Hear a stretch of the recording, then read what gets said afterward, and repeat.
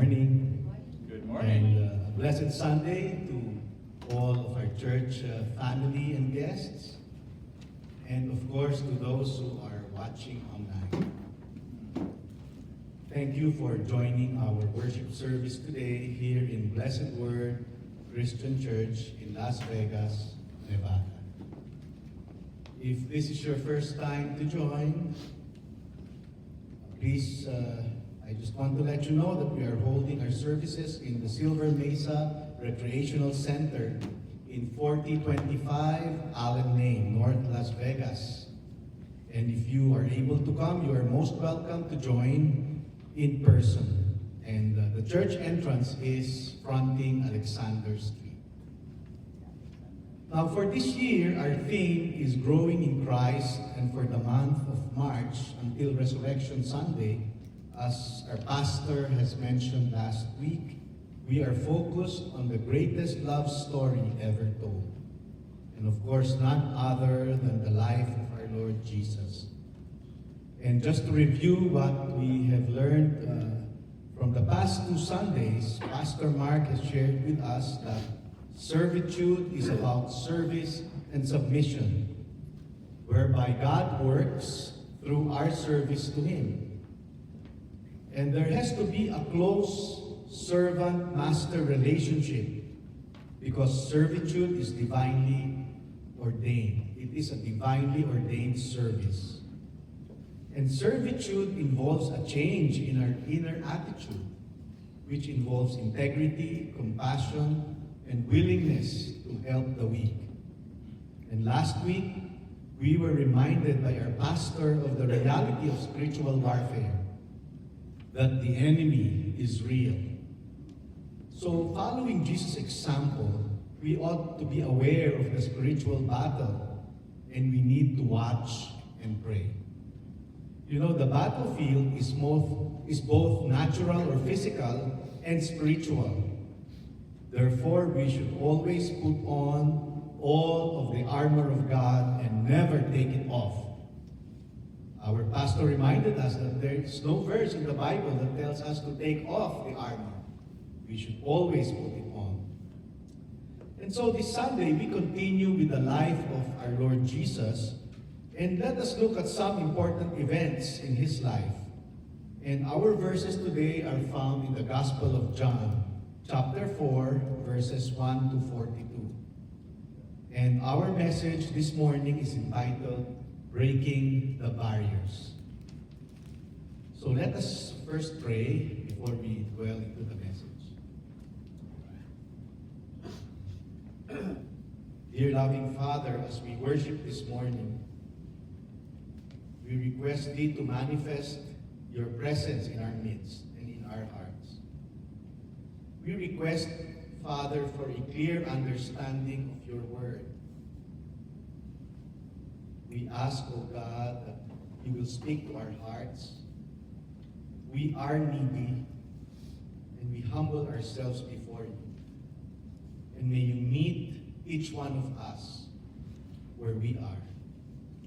And we request Thee to bless our lives, our situation, and that we may receive Your word according to Your purpose. May we hear Your voice today, O God. We submit to Your will. Thank You in Jesus' name. Amen.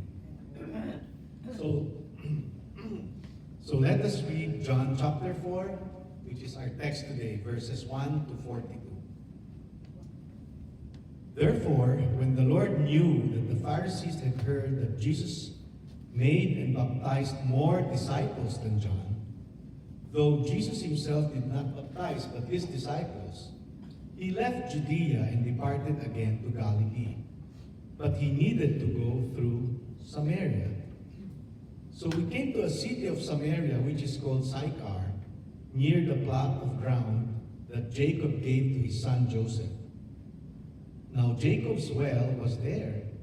Jesus, therefore, being wearied from his journey, sat thus by the well. It was about the 6th hour. A woman of Samaria came to draw water, and Jesus said to her, "Give me a drink." For His disciples had gone into the city to buy food. Then the woman of Samaria said to him, "How is it that you, being a Jew, ask a drink from me, a Samaritan woman? For Jews have no dealings with Samaritans." Jesus answered and said to her, "If you knew the gift of God and who it is who says to you, 'Give me a drink,' you would have asked him, and he would have given you living water." The woman said to him, "Sir, you have nothing to draw with, and the well is deep. Where then do you get that living water? Are you greater than our father Jacob, who gave us the well and drank from it himself, as well as his sons and his livestock?" Jesus answered and said to her, "Whoever drinks of this water will thirst again. But whoever drinks of the water that I shall give him will never thirst. But the water that I shall give him will become in him a fountain of water springing up into everlasting life." The woman said to him, "Sir, give me this water, that I may not thirst, nor come here to draw." Jesus said to her, "Go, call your husband and come here." The woman answered and said, "I have no husband." Jesus said to her, "You have well said, 'I have no husband,' for you have had 5 husbands, and the one whom you now have is not your husband. In that you spoke truly." The woman said to him, "Sir, I perceive that you are a prophet.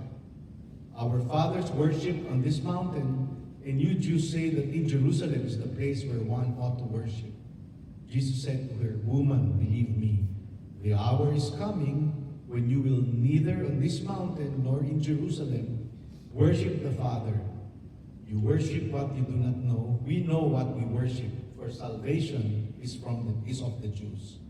The hour is coming, and now is, when the true worshipers will worship the Father in spirit and truth.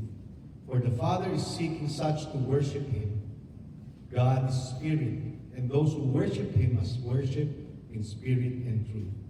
The woman said to him, "I know that Messiah is coming, who is called Christ. When he comes, he will tell us all things." Jesus said to her, "I who speak to you am he." At this point, his disciples came, and they marveled that he talked with a woman. Yet no one said, "What do you seek?" or "Why are you talking with her?" The woman then left her water pot, went her way into the city, and said to the men, "Come, see a man who told me all things that I ever did. Would this be the Christ?" Then they went out of the city and came to him. In the meantime, his disciples urged him, saying, "Rabbi, eat." But he said to them, "I have food to eat of which you do not know." Therefore the disciples said to one another, "Has anyone brought him anything to eat?"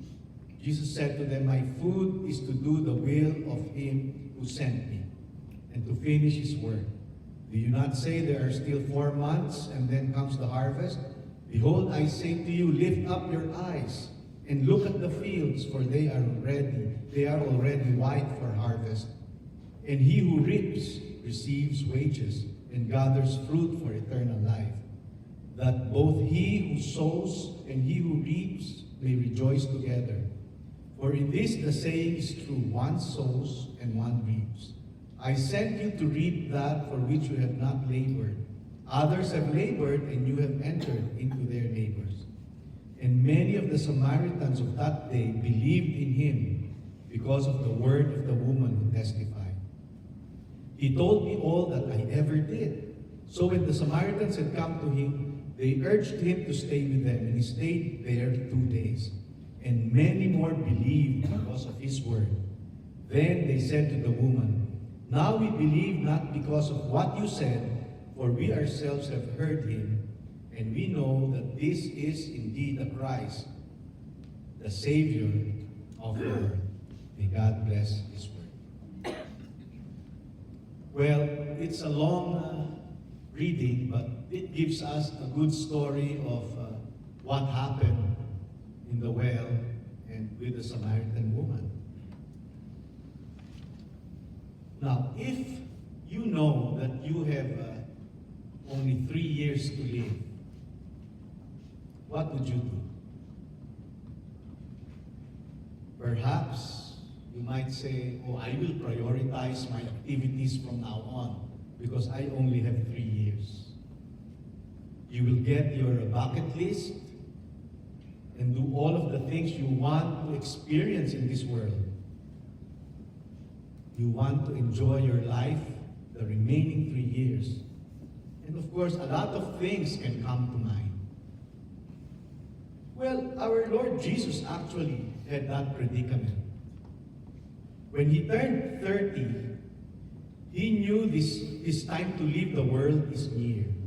And he had 3 years to accomplish the purpose of saving mankind. So you can see the timeline here of his life and ministry. It may be small, but let me just explain them.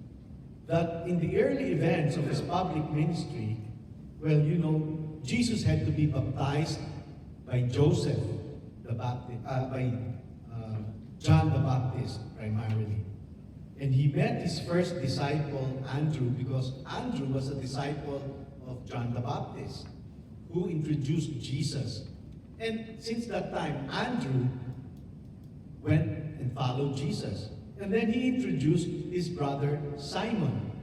And then they met Philip, and Philip brought Nathanael. And there are other disciples who followed who were not mentioned. But at that time, these were the 4 prominent disciples who stayed on as the apostles.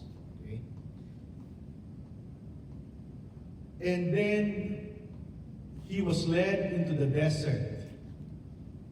And Satan tried to tempt him. And we know what happened. Pastor shared in the first Sunday of March that, Jesus was able to proclaim the Word of God. And he quoted the scriptures. And then after that, he attends a wedding in Cana. So that was his first miracle. He was just at the start of his public ministry.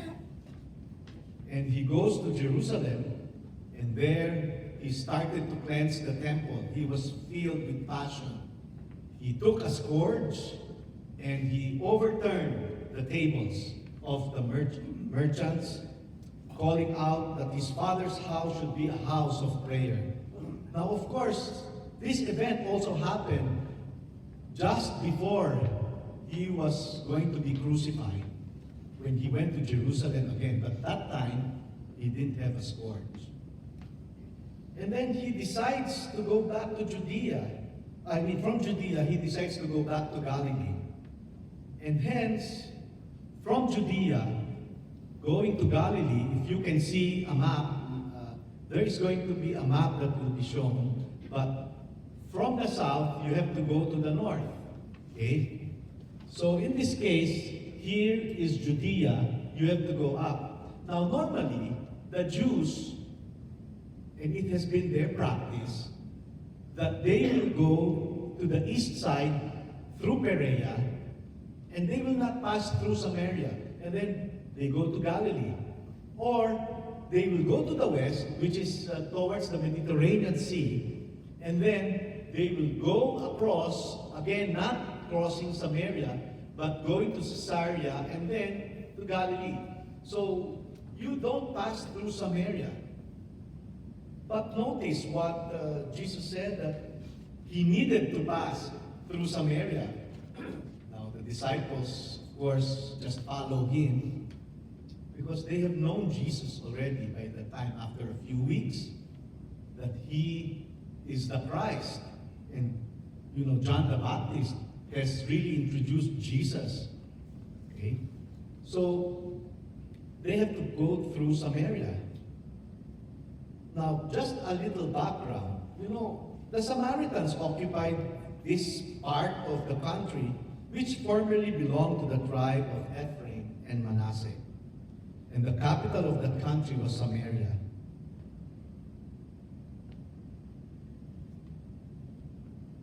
Sorry, I lost my... Okay. And,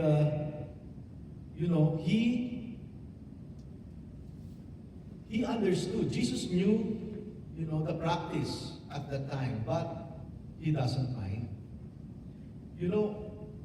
At that time, the Jews were actually in animosity against the Samaritans because they look at the Samaritans as a hybrid Jew.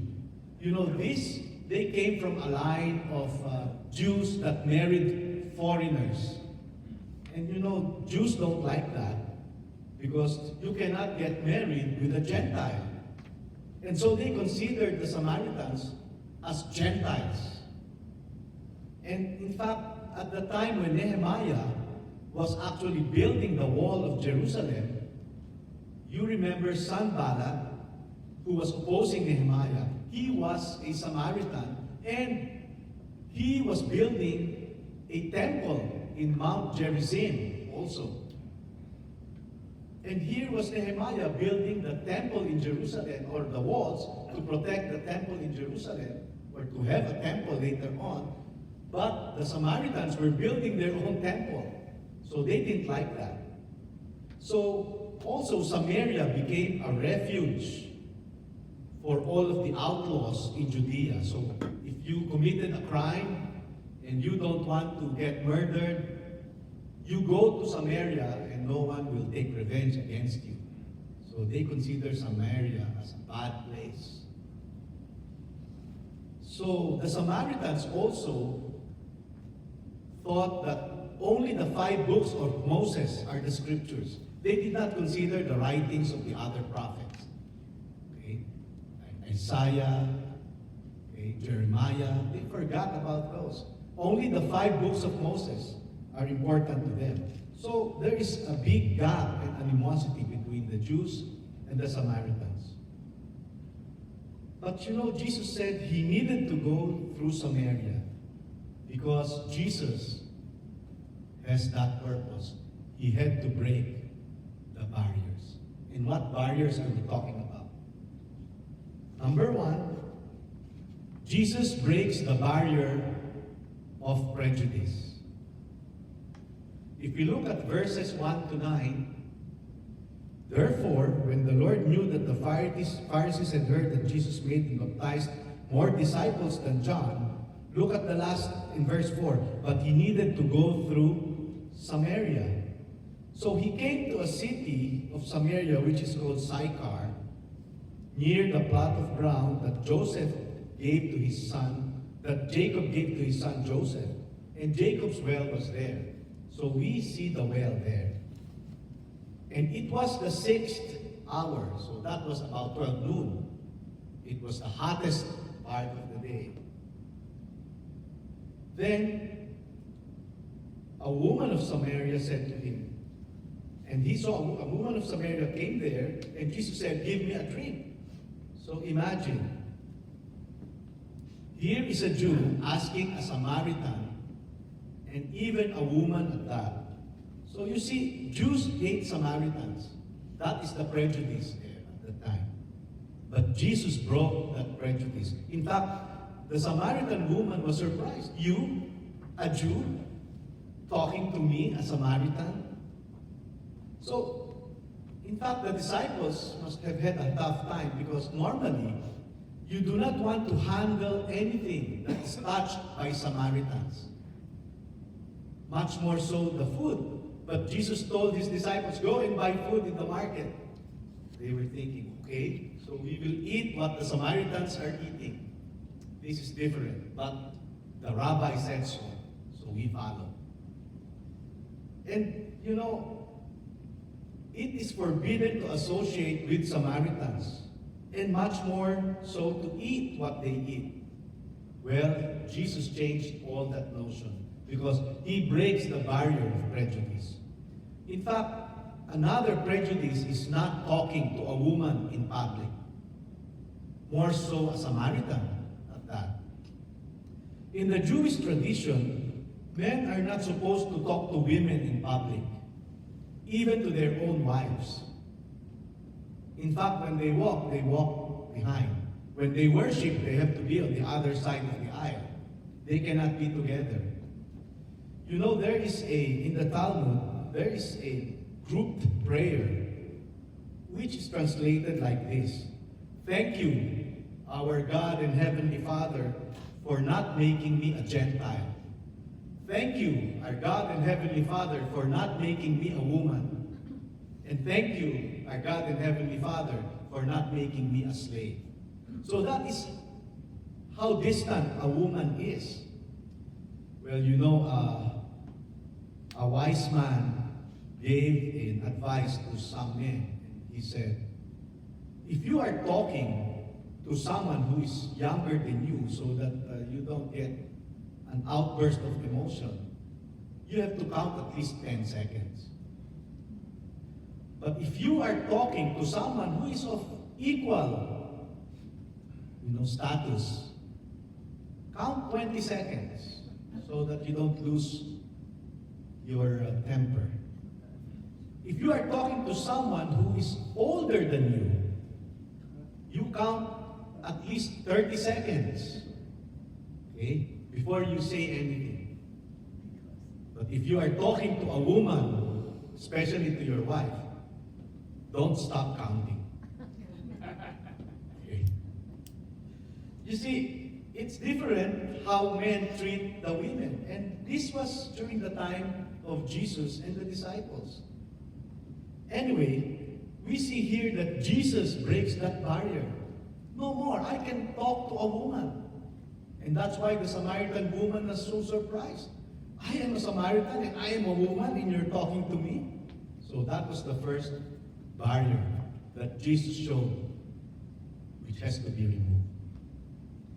Now, the second one, Jesus breaks the barrier of religion. Look at verses 10 to 15. And Jesus answered and said to her, if you knew the gift of God, and it is who says to you, give me a drink, you would have asked him, and he would have given you living water. Now that is strange, because Jesus was asking for a drink. And the woman replied back, you do not have anything. Okay? You should not talk to me. I am a Samaritan, you are a Jew. And then Jesus changed the conversation. From physical water, he now changed it to something more different. It became spiritual. He was now talking of spiritual things. He was breaking the barrier of religion because the woman said, do you think you are greater than our father Jacob? Okay? And where will you get your water? You have nothing to draw with. And Jesus said, whoever drinks of this water will thirst again. So imagine, Jesus was telling her, well, my water, the water that I give, will let you have everlasting life. It will lead to everlasting life. This water will continue to be a fountain in you. Whoever drinks of that water, that person will never thirst again. Now, I don't know if the woman understood what she was saying because she said, can you give me that water so that I don't have to be thirsty again and I don't have to draw water? You see, she was drawing water using her water pots. But that was the middle of the day, the hottest part of the day.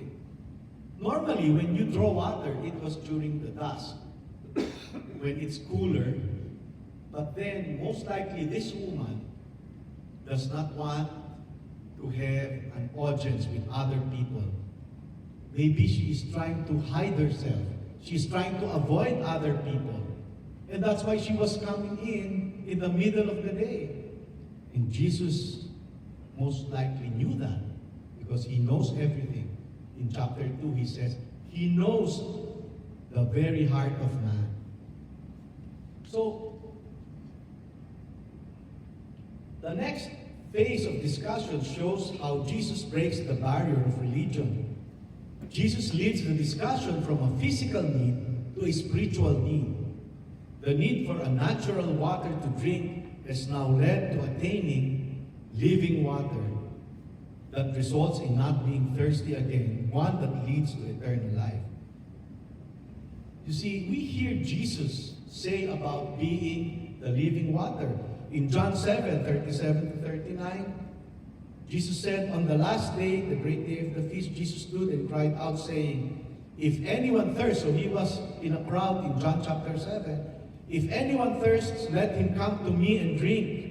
He who believes in me, as the scripture has said, out of his heart will flow rivers of living water. But this he spoke concerning the Spirit, whom those believing in him would receive, for the Holy Spirit was not yet given at that time, because Jesus has not yet been glorified.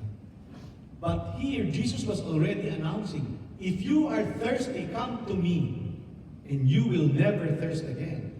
In fact, in Revelation 21, it is said that he who sat on the throne said, behold, I make all things new.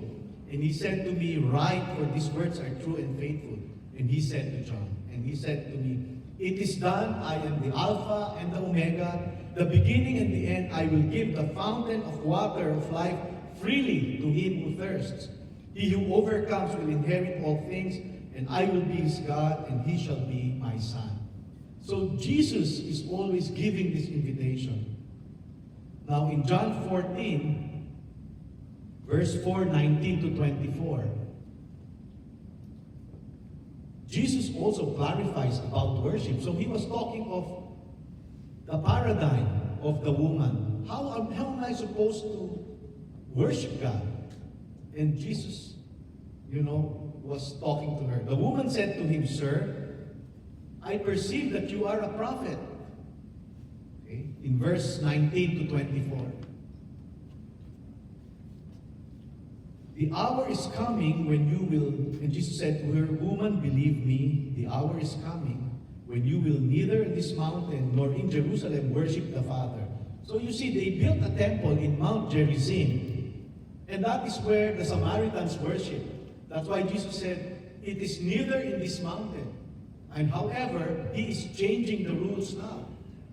You worship not on the temple itself, not even in Jerusalem. That's what he is saying. Nor in Jerusalem do you worship the Father. In verse 22, you worship what you do not know.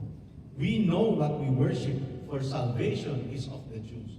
Now Jesus here acknowledged that salvation is coming out from the Jews. That's why Christianity is from the Jews. That's why Jesus had to start with his disciples. But not only there, because the hour is coming, he said, and now is when true worshipers will worship the Father in spirit and truth. So Jesus is now changing how we worship. He said the Father is seeking such to worship him, because God is spirit, and those who worship him must worship in spirit and truth. Jesus tells her that worship is not about a place. It is not about a religious affiliation, or it is not about a ritual. But true worship is in the heart. We worship God in spirit and truth because God is spirit. And Jesus is changing the perspective of the woman, how to worship. Location has no bearing on worship. Religious affiliation has no weight on a person's salvation. You do not get saved by joining a religion, or if you are born into one, or if you have grown up in that affiliation because your parents were part of that religion. But you have to be mindful, because of what we know now through the scriptures, that any religion apart from Christianity is satanic in origin. Even quasi-Christian religions that does not conform to traditional Christianity is false teaching. You see, quasi-Christian religions incorporate some Christian beliefs, seemingly take some of the doctrines of Christianity, but they diverge significantly in doctrine and practice. Now, some examples of this would be Mormonism of the Latter-day Saints, which is satanic. It is not the same Jesus that they preach. Or Jehovah's Witness. But you have to study the scriptures to know this. Because they have additional scriptures or text alongside the Bible, like the Book of Mormon, okay? Which is heresy. So religions may have unique interpretations of Jesus' nature. This is what they introduce. And like the Mormons, they think that Jesus first is man only, and then he became mature and he became a God until he became a son of God. Until now, he is in heaven and he is now at the same level as God. So he was not originally God. See how they twist the truth. Anyway, Jesus also breaks the prejudice of the Jewish people that only the Jews are saved. This is the Jewish exclusivity of salvation. Because salvation is not only for the Jews, and later on we will see in the verses that follow that salvation is for the world. Because Jesus is the Savior of the world. In fact, if we read in John chapter 4, 39 to 42, and many of the Samaritans of that city believed in him because the word of the woman who testified, he told me all that I ever did. And then they said to the woman later on, now we believe not because of what you said, for we ourselves have heard him and we know that this is indeed Christ, the Savior of the world. So Jesus is the Savior of the world. Not just for the Jews, but for the whole world. Now, what was his mandate in Matthew 28, 18 to 20? And Jesus came and spoke to them, saying, all authority, and this is the Great Commission, all authority has been given to me in heaven and on earth. Go therefore and make disciples of all the nations. He did not say, just go to Jerusalem, or just go to the Jews. In fact, he even mentioned, baptizing them in the name of the Father, the Son, and the Holy Spirit. Or when he sent the Holy Spirit in Acts 1:8, what did Jesus, through the Apostle Luke said? But you, in Acts 1:8, but you shall receive power when the Holy Spirit has come upon you, and you shall be witnesses to me in Jerusalem, in all Judea and Samaria. He included Samaria. Normally, you don't include Samaria. They are Gentiles. They are not included in the blessings. But he said, Judea, Samaria, and to the end of the earth. So Jesus has always been thinking about the entire world. Even at the start of his ministry. Now lastly, there is no salvation unless there is an understanding that we are sinful. You see, Jesus breaks the barrier of sin and he has to explain this to the woman. You are asking, Jesus was saying, you are asking for the living water? Okay, go call your husband and come here. Jesus knew. And then she said, I have no husband. And Jesus said, what you say is true? Because you have had 5 husbands and you are now living with someone who is not your husband. Could you imagine? Jesus knew the sin, but the Samaritan woman has to deal with her sin. You see, there is no salvation without understanding and having awareness that you have to repent from your sin. And so the Samaritan woman realized, you are a prophet because you know everything that I have done. And Jesus even disclosed to her because she said, you know, someday the Messiah will tell us all things. And Jesus said, he who is speaking to you am he. I who am speaking to you am he. Could you imagine? Jesus disclosed that he is already the Christ, the Messiah. He is the Savior of the world. And he disclosed it first to a Samaritan who is not even a Jew. And then he stayed 2 days in Samaria. You know what the woman did? She was so happy that she had to run away, leaving her water pot because I found the Messiah.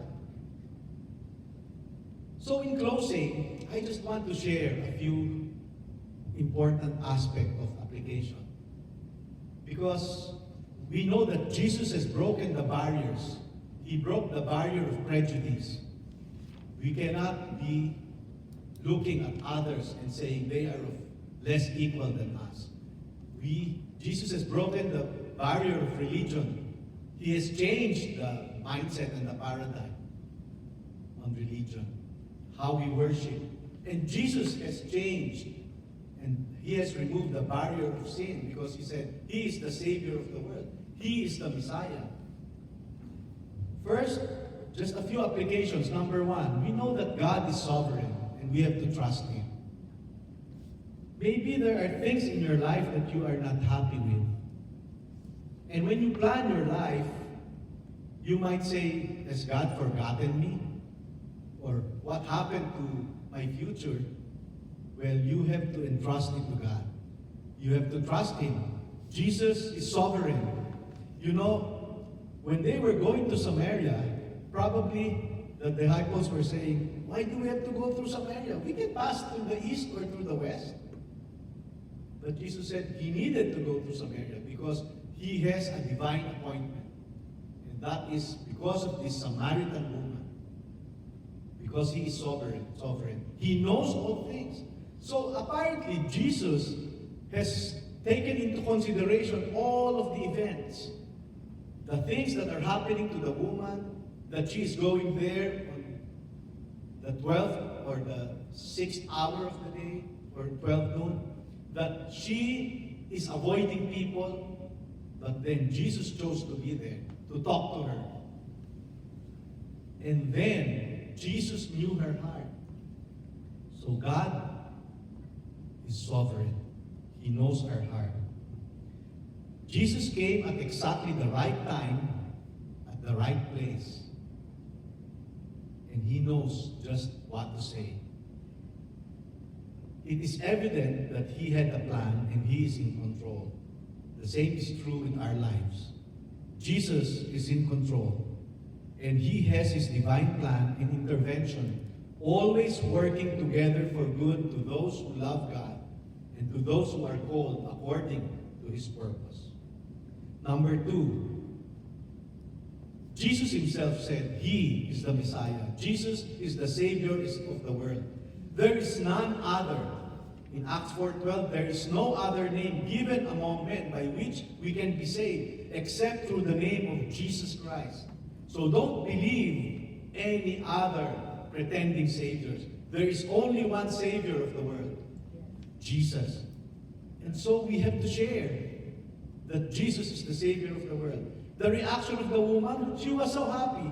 Do you remember when you first received Jesus into your life and you realized that you have, from that moment on, you have eternal life? You were so excited. You were so happy that you could not shut up and you have to talk to people. I have found the Messiah. I have found the Savior. That's what she did. In fact, she went to the elders of the town because normally the elders are sitting in front of the gate. And then she said, come and see. This man has told me everything about me. Come and see. Is he the Messiah?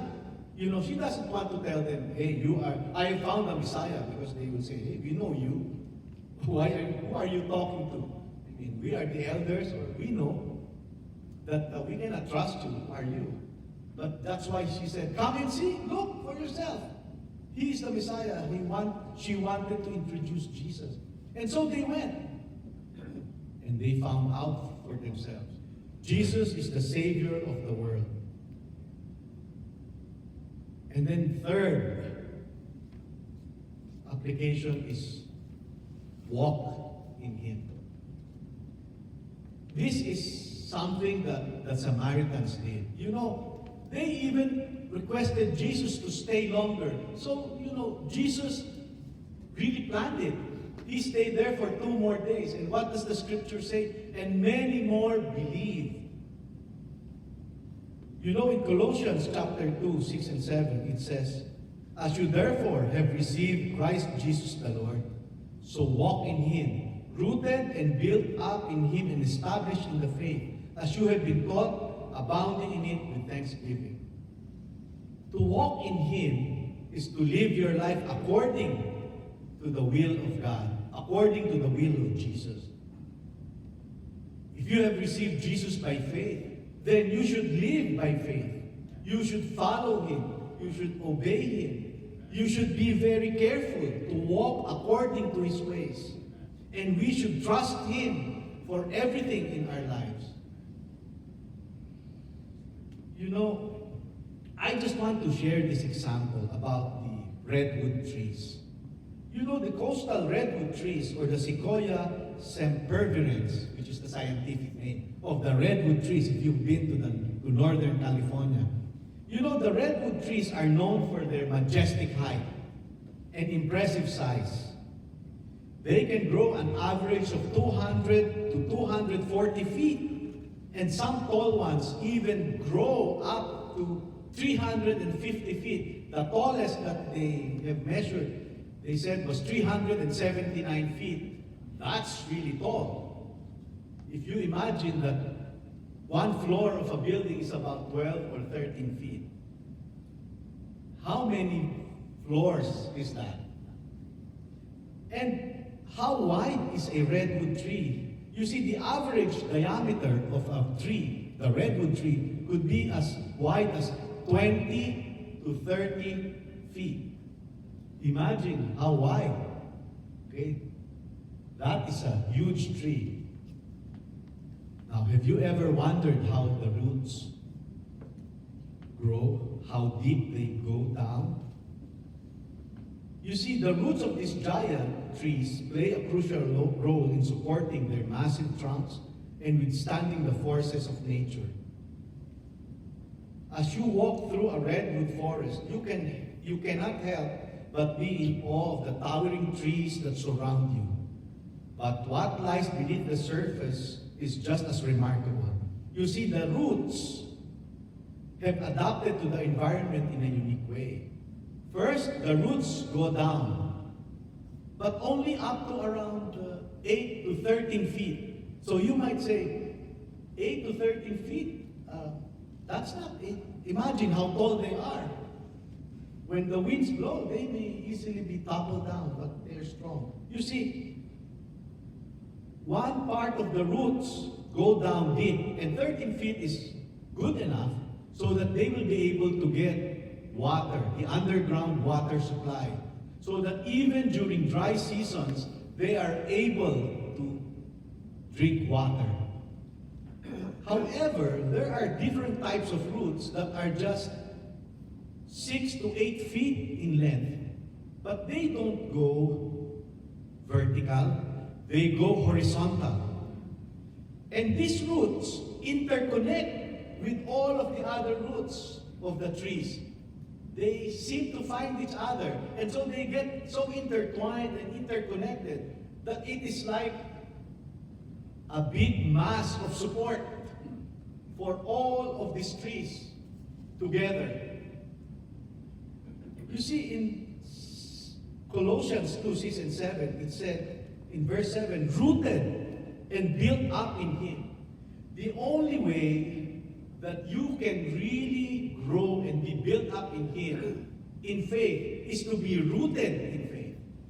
But to be rooted in the Word of God, enough to get the supply of the living water, you have to have that faith deep, having that close relationship with the source. But at the same time, having a fellowship intertwined so that together with the other believers, you are able to grow together. Rooted and built up in Him, established in the faith as you have been taught, abounding with thanksgiving.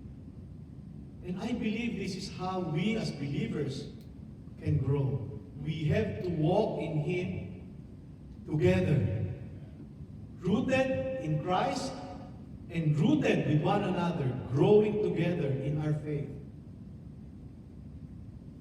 I pray that we will be like these redwood trees, because someday we have to be perfect, because we will meet our Savior face to face.